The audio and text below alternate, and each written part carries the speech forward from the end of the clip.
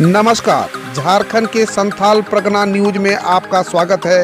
अब आप खबर जानेंगे दुमका, देवघर, जामताड़ा, गोड्डा, पाकुड़ और साहिबगंज जिला से। आप न्यूज को किस गांव या शहर से देख रहे हैं, हमें कमेंट में जरूर बताएं। वीडियो को शुरू करने से पहले आज का लाइक एम 50 रखते हैं। उम्मीद है आप इसे पूरा कर देंगे। तो चलिए जानते हैं शाम तक का मुख्य समाचार।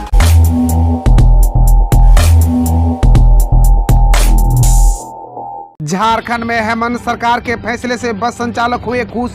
कारोबारियों ने कहा, सरकार ने हमारी पीड़ा सुन ली।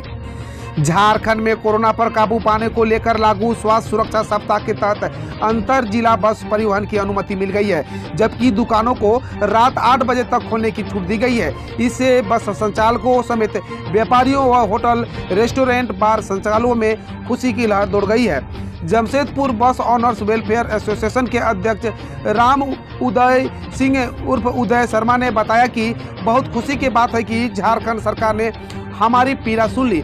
मालिकों से ज़्यादा स्टाफ परेशानी झेल रहे थे, अब कम से कम उन्हें राहत मिल जाएगी, उनकी आर्थिक स्थिति सुधर जाएगी।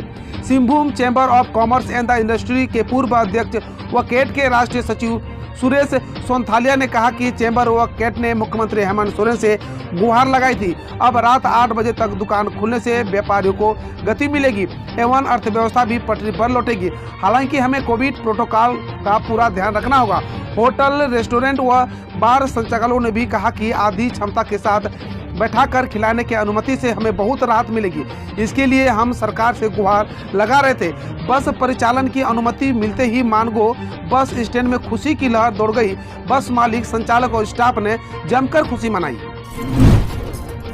46 दिनों बाद 176 बसें पकड़ेगी रफ्तार। 16 मई से बंद है बसों का परिचालन। 46 दिनों बाद बसों का परिचालन गुरुवार से यानी आज से शुरू हो गया है। इसके बाद बस संचालकों में खुशी देखी जा रही है। वाहनों की साफ सफाई कर संचालक यात्रियों के इंतजार में खड़े हैं। हालांकि जानकारी के अभाव में यात्री बस पड़ाव तक नहीं पहुंच पाए हैं। इसके कारण कई रूटों पर बस परिचालन नहीं हो पाया है। केवल हजारीबाग, बोकारो के ही कुछ यात्री मिले। दोपहर बाद यात्रियों के आने की उम्मीद बस संचालक कर रहे हैं। धनबाद बस स्टैंड से 176 बसें रांची, जमशेदपुर, बोकारो, गिरिडीह, देवघर, दुमका, हजारीबाग, रामगढ़ सहित विभिन्न रूटों पर चलती है। हालांकि अभी केवल राज्य के अंदर ही बसों के परिचालन की अनुमति दी गई है। इसके बावजूद इसके बस संचालक काफी राहत महसूस कर रहे हैं। निजी स्कूलों में फीस वृद्धि के खिलाफ अभिभावक संघ पूरे राज्य में करेगा 7 दिनों तक विरोध प्रदर्शन।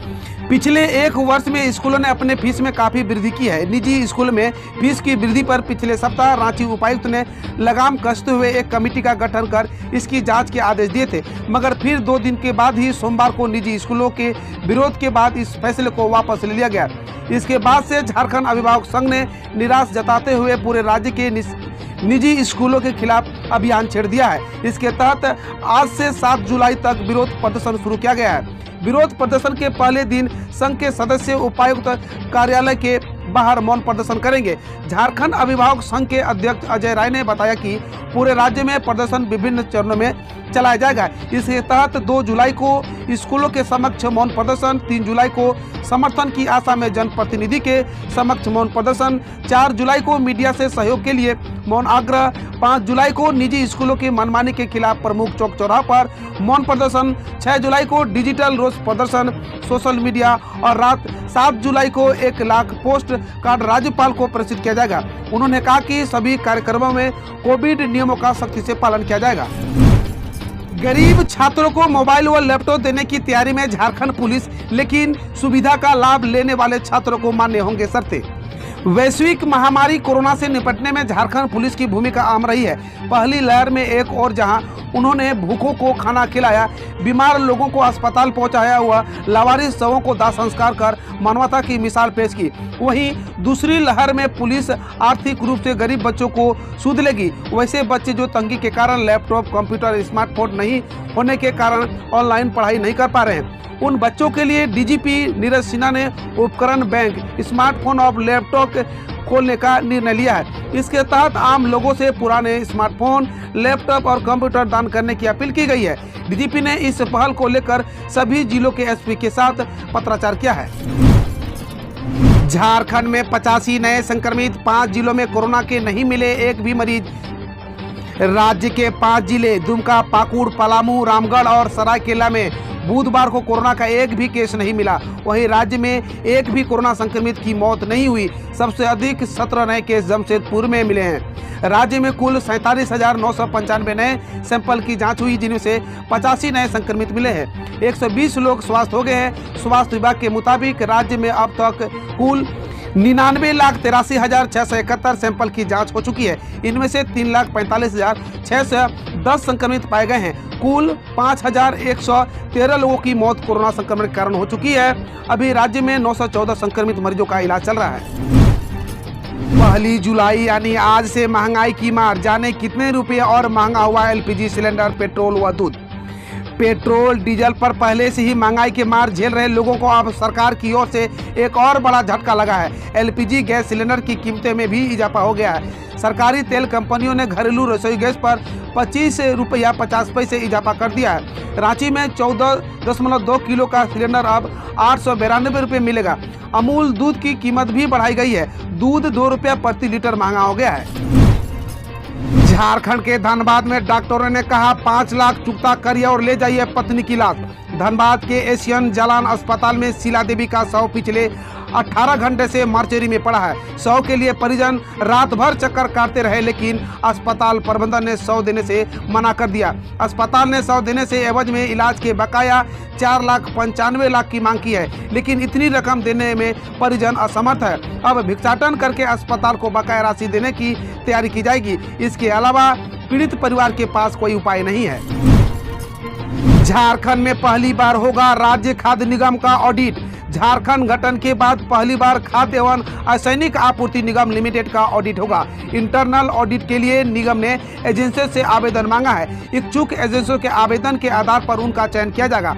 ऑडिट केवल मुख्यालय का ही नहीं बल्कि जिलों में स्थित कार्यालयों का भी कराया जाएगा। फिलहाल 10 जिलों में खाद्य निगम के कार्यालय है, जिनका संचालन जिला प्रबंधन के माध्यम से हो रहा है।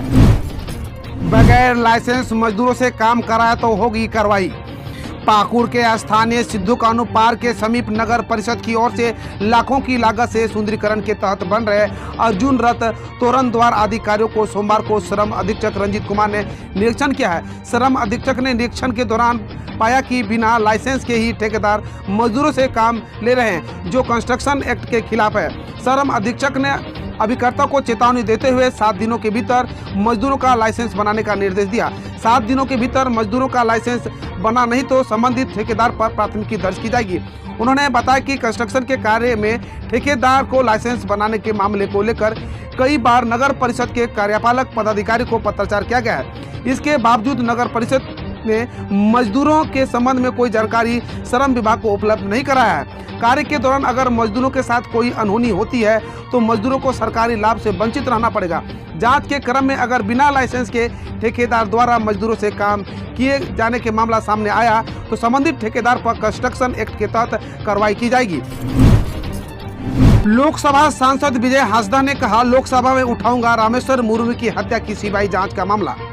हूल दिवस पर बुधवार को सिद्धू कानू के वंशज के घर पहुंचे सांसद विजय कुमार हांसदा विधायक प्रतिनिधि पंकज मिश्रा, उपायुक्त रामनिवास यादव के समक्ष मंडल मुर्मू और रूपचंद मुर्मू ने अब तक रामेश्वर मुर्मू की हत्या की सीबीआई जांच शुरू नहीं होने पर नाराजगी जताई है। मंडल मुर्मू ने कहा कि अब तक परिवार के लोगों को न्याय नहीं मिल पाया है, इससे हम सब दुखी हैं। उन्होंने कहा कि परिवार जल्द से जल्द मामले की सीबीआई जांच कराना चाहते हैं, इससे उनकी हत्या के कारणों का खुलासा हो सके। पंकज मिश्रा ने कहा कि राज्य सरकार ने सीबीआई जांच की अनुशंसा कर दी थी, पर केंद्र सरकार ने उस पर अब तक अमल नहीं किया है। इस मामले को राजमहल सांसद विजय कुमार हांसदा लोकसभा में उठाएंगे। उन्होंने कहा कि जनता जानना चाहती है कि किन परिस्थितियों में गृह विभाग यह मामला को सीबीआई को नहीं सौंप रहा है। सांसद विजय हांसदा ने कहा कि इस मामले को वे लोकसभा में उठाएंगे। भोगनाडीह व पंचकटिया में भी सुरक्षा की पुख्ता व्यवस्था करेंगे। हम रोज ऐसे ही न्यूज लाते रहेंगे, तो यदि आपने अभी तक क्लीन न्यूज को सब्सक्राइब नहीं किया है तो पहले फटाफट सब्सक्राइब कर लें, साथ ही बेल आइकन को दबा दें ताकि कोई अपडेट मिस ना हो।